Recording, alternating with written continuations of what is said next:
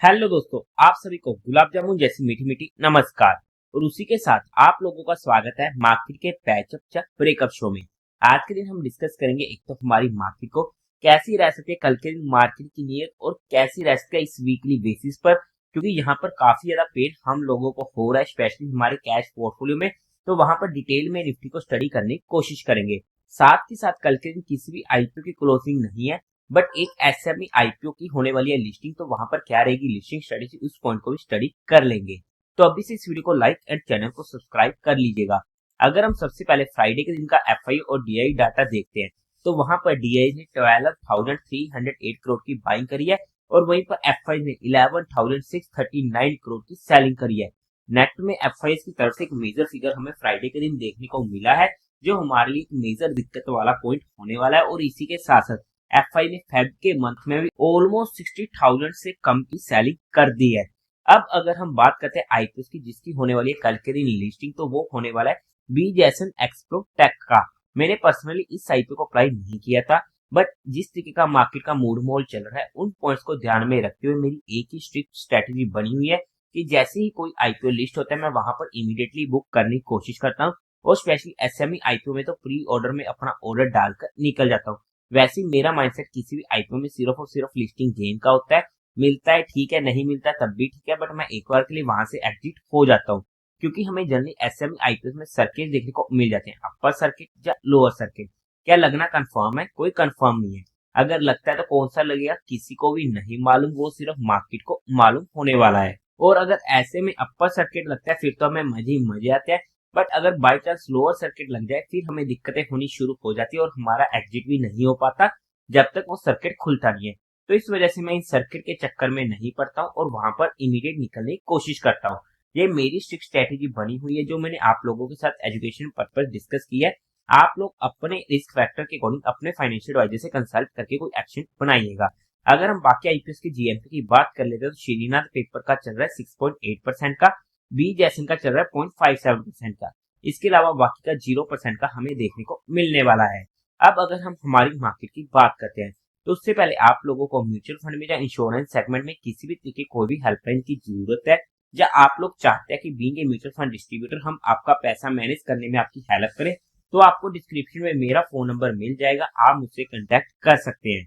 अब अगर हम हमारी मार्केट की बात करते हैं, हमारी सिंपली कल के दिन डिस्कशन हुई थी यानी कि लास्ट वीडियो में कि ये रेंज में मार्केट फिर से फंस चुका है जिसमें 3 दिन हो चुके हैं।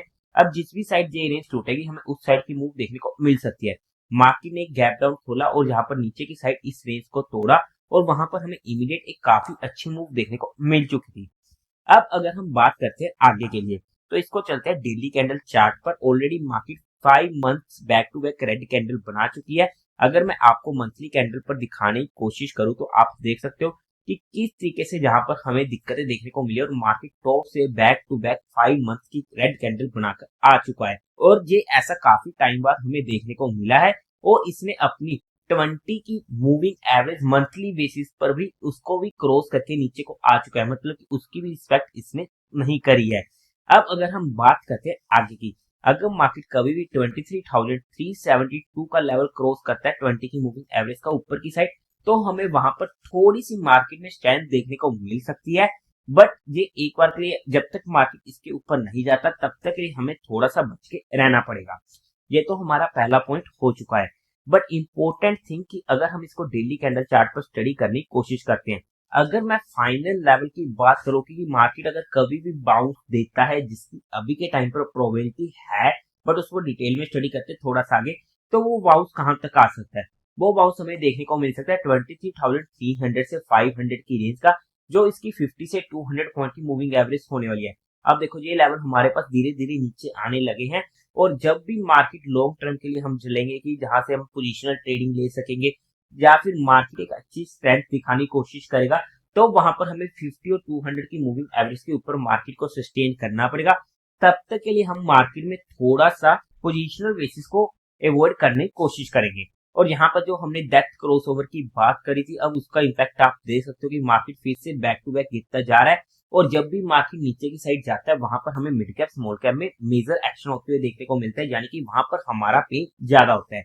बट अब बात करते हैं जिस तरीके की इसने फ्राइडे के दिन कैंडल बनाई है, जहां पर हमारी डिस्कशन हुई थी कि मार्केट एक डेड कैट बाउंस दे सकता है, बट वहां पर हमें डेड कैट बाउंस भी देखने को नहीं मिल रहा है। मार्केट ओवरसोल्ड हुई पड़ी है, बट फिर भी वहां पर डेड कैट बाउंस नहीं आ पा रहा है, यानी कि मार्केट में स्ट्रेंथ हमें बिल्कुल भी देखने को नहीं मिल रही है।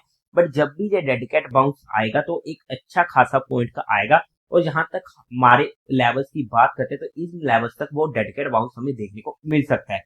बट उसके लिए हमें कंफर्मेशन चाहिए होगी, जिसकी कंफर्मेशन जैसी मिलेगी मैं आप लोगों को अपडेट करने की कोशिश करूंगा। बट जब से इसने ये वाला लेवल तोड़ा है, तब हमारे लिए नीचे की साइड का जो लेवल खुल के आता है वो निकल कर आता है 21,700 का लेवल।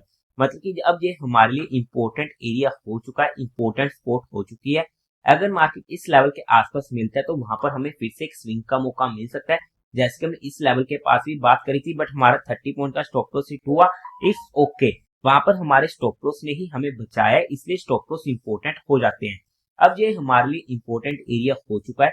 अगर मार्केट 23,250 का लेवल ऊपर की साइड क्रॉस करता है, तब भी वहां पर हमें थोड़े सी ऊपर की साइड की मूव देखने को मिल सकती है, जिसके बाद हमें मेजर रेजिस्टेंस मिलेगा 22,400 का लेवल, जो इसकी 20 की मूविंग एवरेज हमने स्टडी करी है मंथली मूविंग एवरेज पर, यानी कि 370 से 400 की रेंज।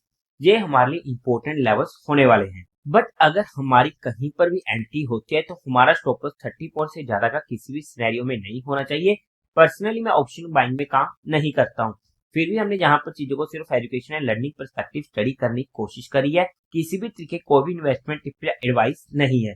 फिर भी आप लोगों को कोई भी काम करना हो, कोई भी एक्शन लेना हो, तो एक बार अपने फाइनेंशियल एडवाइजर से कंसल्ट करके कीजिएगा। तो देवी और सज्जनों, उम्मीद है आप लोगों को ये वीडियो अच्छी लगी होगी, तो इस वीडियो को लाइक कीजिएगा, शेयर कीजिएगा और साथ ही साथ चैनल को सब्सक्राइब करें।